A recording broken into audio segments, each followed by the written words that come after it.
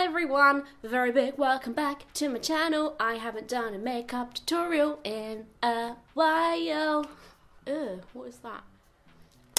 Got a crusty lip. Today I'm going to be doing a everyday sort of casual, lazy routine. This is basically what I do when I don't plan to do much other than see a friend that doesn't mean a lot to me, or go down to the corner shop and pick up some milk. Just kidding, all my friends mean a lot to me. You know those days where you just can't be bothered to bother. I'm just gonna get ready while chatting to you. I asked you guys to ask me some questions on my Instagram and you hopped off to my Instagram and gave me some good ones. So I'm just gonna be chatting away while I do my makeup.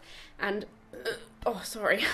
I just had a brie and cranberry roll and it was literally life-changing. What I'm going to do is just leave the name of all the products on my left here or somewhere, instead of like stopping and telling you exactly what I'm using. She says that and then she's just literally about to tell you something about this product. This is MUA's Pro Base Primer stuff. Don't really recommend it 100% to be honest. It's not as good as their old stuff. I just left my really nice Urban Decay primer at home and I'm currently living at my boyfriend's for the month, so ugh. I didn't realise this has like perfume in it. Speaking of living here for the month, I got quite a lot of questions about moving out actually, so maybe you guys want me to discuss that. People are asking me, when is the big day that I'm gonna finally move out of my parents' house? As much as I love my parents so much, I just really need space for what I do. The first person who asked me a question about this was Lily Blossom 96. What do you think you will move? When do you think you will move into your own place out of your parents? Honestly, I would, like I said, move out as soon as I can. Me and my boyfriend have been talking about it quite a bit. Hopefully 2018 will bring that, but if I'm gonna be honest, right now we're both quite low, like tight on cash. With the cash we do have, we kind of want to do things like make the most of, you know, the fact that I'm sharing a house with my parents and he's going to be moving into a flat with someone else or a house with someone else. And both of those situations save us a lot of money and we want to go on trips and holidays and enjoy each other's company. We haven't even been on a holiday yet. I feel like I haven't done enough of him yet, if that makes sense. We can still do things when we've moved in together, but I feel like I want to be able to do more. Definitely sometime soon. At this current point in time, our priorities is saving up some cash. For instance, like we didn't do anything for our anniversary or my birthday. Oh my god, look how scary I look. Because of cash. It was a really difficult month.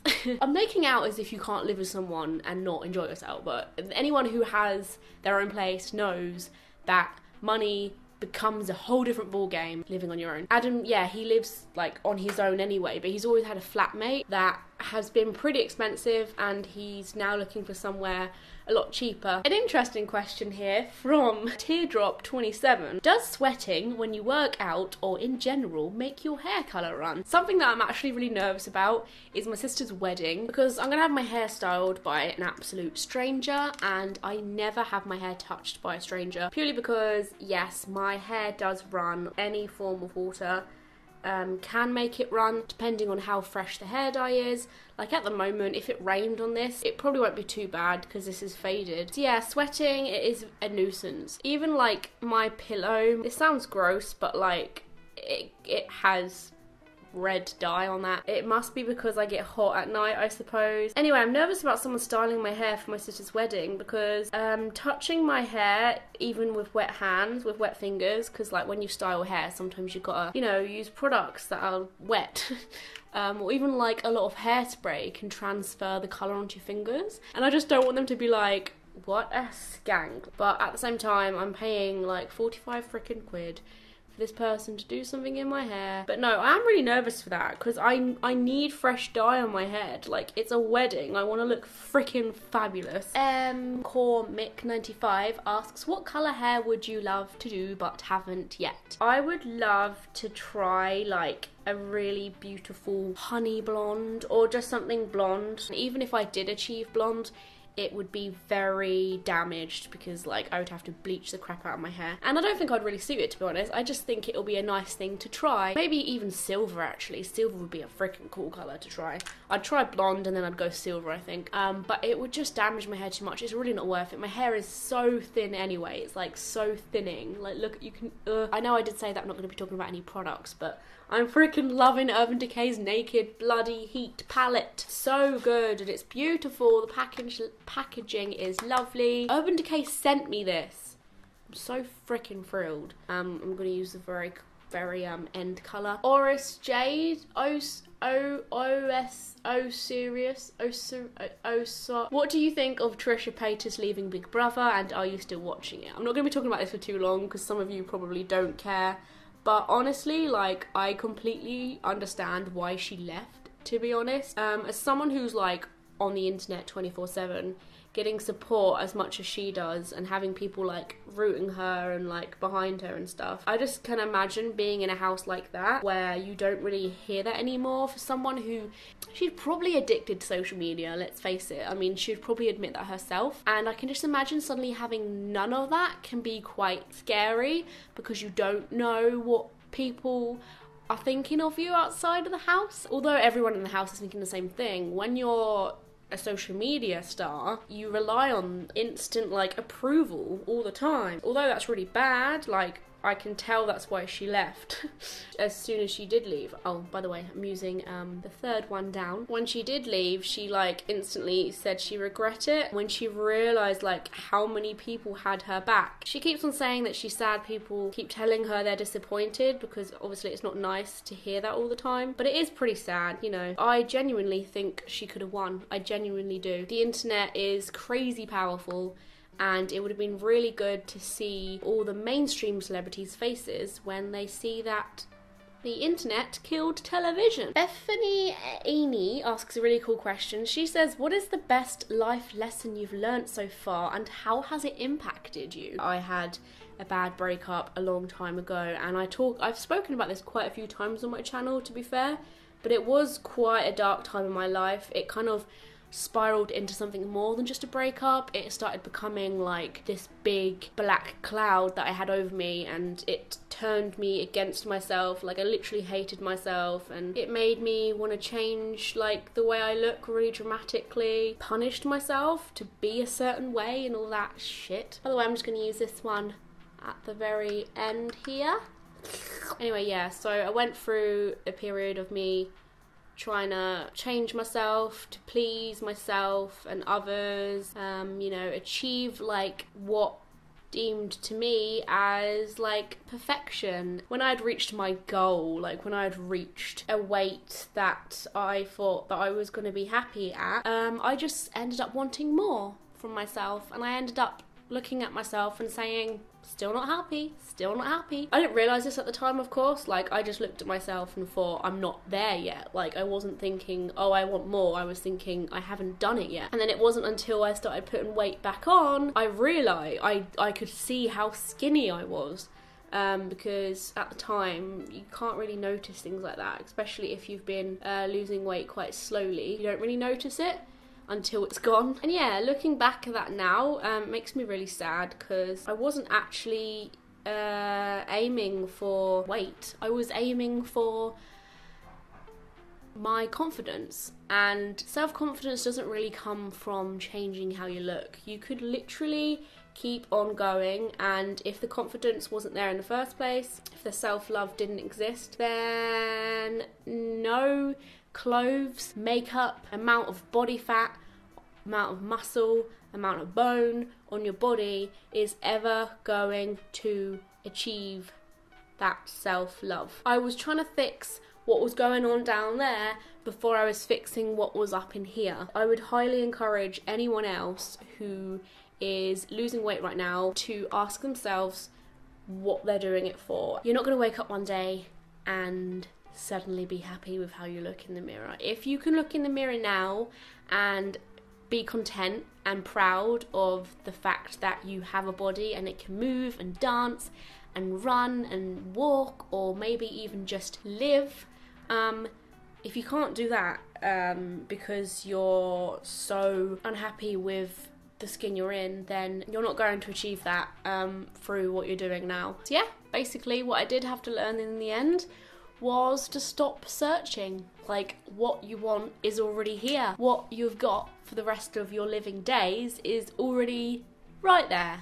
in front of you, and I had to sort of learn to love myself whether I like it or not, because it's not going anywhere. And by the way, can I just say, that's not me saying anyone who's watching this video who's losing weight for positive reasons. That's not me saying like you losing that weight isn't going to make you happy, because it is. The great thing about learning to love yourself before you've lost the weight is that no matter what area in the progress you're in, you're still going to love yourself. And the good thing about what I'm saying right now is that if I wanted to tone up and shape up, I'm not going to constantly look for a change in my brain. Like, I'm going to look for a change in my body, and that's going to make me feel good, and I'm going to use my body in a really healthy, energetic way, and that's going to be really good for me, give out good endorphins, and as well as that, it's going to give good results. I taught myself to be kind to myself. I wasn't kind to myself, and that just made me more miserable for the process. It engulfed my life, like it was all I thought about. I couldn't go a day without thinking that I look gross from certain angles, and honestly, like, my life now is completely different. I am the most confident I've ever been with my body, with my relationship right now. Obviously, you get your bits out with your partner and stuff. I don't care. Like, I used to be like worried about the way I was, you know, sitting or something and what angle they can see me at, but I'm literally just like, this is what I am. I've kind of like owned that now. Like, I know that I'm curvy and I've got bits and pieces, but back then I would never say that because I didn't want to be that. I would say, I wouldn't mention it because I just don't want it to exist, and I didn't want anyone to acknowledge it, not even me. Now that I've owned it and I say that that's how I am and I don't care, it makes me so much happier and content, because it's just like I can say it, and so now I don't worry about it because it's the way I am, and I want to be more unapologetic of my beautiful body. It's funny because like the more I was hiding the fact that I had a certain type of body, the more I was worried about people finding out that was my type of body. So I'd be like, ooh, better suck in my stomach when that person walks past. I want to be what I think I should be, and therefore I'm tricking everyone like that's the way I am. But now I'm just like open about it. I'm like, well, people know that's the way I am. So the next question is funny because I'm sat right by them right now, so I may as well include it. Hi, I'm Taylor asks, what's your go-to pair of shoes to wear just like all the time? I wear them every single day. I have no other pair of shoe at the moment. That's how bad it's getting. But I do need new ones because I wear these so much that the heel becomes wonky because you walk in a certain way. I don't know, it might just be me. I actually had to hack at this boot heel with a knife the other day to make it even. I think I got them from Debenhams, but Debenhams do like multiple different brands. So the next question comes from Megan, and I must say, Megan, I freaking love your channel. Me and my boyfriend sometimes literally sit and eat dinner while watching you. But she's so charming and honest and real and adorable. It makes us laugh so much. If you could know your death date now, would you? I'm pretty sure you spoke about this in a video as well, and that just goes to show that I do watch your videos. Ew, this is running out. I don't think I would want to know a date, like, precisely, because I would be such a nervous wreck, and, like, I'd be, you know, kind of obsessed with that date and, like, why I die, and I want to know, like, the reason for it. What I have always thought would be cool is just to be told, like, if my lifespan is long, like, it would be cool for people to know how long their life is gonna be. And honestly, if someone said to me, you're gonna have a medium lifespan, rather than saying to me, you're going to die on August the 12th, 2030, I would much prefer that. Same with if someone said to me, you're gonna have a short life, I'd much rather hear that than you're going to die in 2019. And then the purpose of that would be, sorry, but I'm running out of this, so this is how I'm going to use the foundation today. Don't judge, but the same, like, I would get the same thing out of that. I would know, you know, how much to fit in, how long I've got to work with, because I know people will say, no, there's no point knowing when you're gonna die because you should just live life to the full anyway.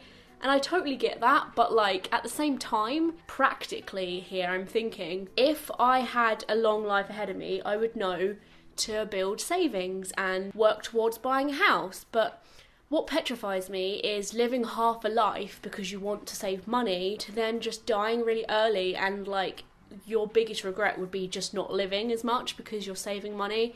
And like that petrifies me. I think about that a lot. I would love that comfort in knowing that I've got a good lot of lives in front of me, so then I wouldn't feel as bad about, you know, spending nights in saving money instead of going out and blowing it all because I haven't got long left anyway. A cool question from Hannah here. Hi Ellie, I love your videos, they always make me smile. Thank you. I want to know your opinion on the idea of oversharing online. Do you feel that you overshare? Is it harmful, etc.? This is a really cool question to answer because like very recently I've been trying to work on that. I want to like start sharing a lot more, maybe not about my personal life, but like my more adult life. That sounds a bit odd. I've always looked up to people that are really open online about, I want to say sex life, but it's not really sex life. It's kind of just things that most other people shy away from. I kind of like bringing that kind of stuff to the light because it encourages other people to not feel embarrassed about it, and they can talk to me about that sort of thing if they want to, or it will encourage people to not feel ashamed of certain things and stuff like that. Yeah, I do sometimes think to myself, is that just oversharing though? And is that a good idea? Will that bite me in the bum later on in life when like everyone knows about my personal life? Same goes for a lot of YouTubers, but I think that's what makes YouTube YouTube. That's what makes it so great.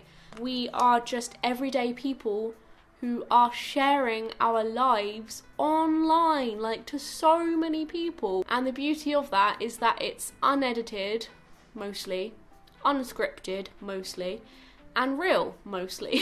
I also want you guys to feel like I'm a friend, and like a friend shares a lot of their life with you. Funny thing about YouTube is that people who work for themselves, they struggle with separating their personal life with their work life. That's part of being self-employed in general. Like if you work in your home, it's really hard to separate the two. But the funny thing about doing YouTube is that part of your job is to include your personal life. That's what people love you for, and that's why people subscribe, because they want to know like what's going on in your life. So it is really hard to find the balance, like where do you stop sharing? I honestly personally don't see the damage in sharing a lot online unless it's harming your mental health. So like if you're choosing to talk to a camera rather than a therapist, or if you're including someone else that doesn't want to be shared online, and also if it's like dangerous to me, forgetting that there are actual creeps out there that have bad intentions. But other than that, I don't see a problem with it, and some of the YouTubers that I like the most are the ones that share the most. This next question comes from Stormy's advice for going into a long distance relationship. I can give you some advice. Don't. No, just kidding. A long distance relationship was one of the best things to happen to me. It sounds weird to say that because long distance relationships are tough. Yeah, it can be sad when you're away from that person. It is a bit of a bore having to go a big chunk of your life without them and do things without them. But at the same time, when you're in a relationship with someone who is living with you, or you're just down the road, you're gonna get used to each other very quickly, and you're not going to want to do as much with them because you're always around them anyway. But with someone who you're cherishing more because you're not around them a lot, you end up planning things and going places and doing a lot. And that is definitely a big pro to me with long distance relationships. And that's also like a bit of advice for you. I would say arrange stuff, plan stuff, look forward to stuff, organise stuff, Skype calls, sending funny videos, like Snapchats to one another, like things that just make you feel like you're really close. If I'm going to say anything, like if you definitely see a future with this person, keep on working towards being together permanently. If this is the real deal and you see it going somewhere, work as soon as possible to try and get closer to them, whether that means saving up, working somewhere closer to them, or I don't really know what it will involve, but the only way is to work towards you know, closing that distance. And I didn't used to say that, actually. When people asked for advice, I used to just say the typical stuff like, you know, send each other letters and send each other like surprise care packages, and obviously I stand by that still, like do that, that's a great idea. But honestly, what I think's better than anything else is working towards closing that distance if you're in it for the real deal. I'm not saying you're going to be like, why am I doing this? But sometimes you're going to... it's gonna be hard. Take loads of photos when you're together and stick them all on your wall, and surround yourself in them so like you constantly feel like you're around them. I've loved putting like silver underneath my eyes recently, so that's what I'm gonna be doing. Casey White 26. What are your thoughts on being vegetarian / vegan? I'm gonna be talking about just vegetarian. I'm not a vegetarian. I still eat fish. I just choose not to eat cow, beef, pork, chicken. I literally went to eat a cottage pie one day and felt like vomiting it up. I basically watched a lot of videos and documentaries, as we all do, and it just completely turned me off the idea. Fortunately, we're in the day and age where it's not hidden. My issue isn't with eating animals. I actually think I should eat animals and we should eat animals. I just don't like the way we have now controlled animals so we can eat them. In a world where there are a lot of options to have other things, I don't have an issue with doing that instead. There's so much out there that I can eat instead, and I eat fish because it doesn't make me feel ill when I do. I don't feel that same sort of like emotional thing about fish. If you eat meat, whoever's watching this, and you can tell me that eating pork doesn't make you feel bad, then I don't mind that. The way I see it is I would like you to know how the meat is brought to your plate. If you still think that you don't care, then go eat a burger and freaking enjoy it. Last but not least, I'm going to put on some highlight.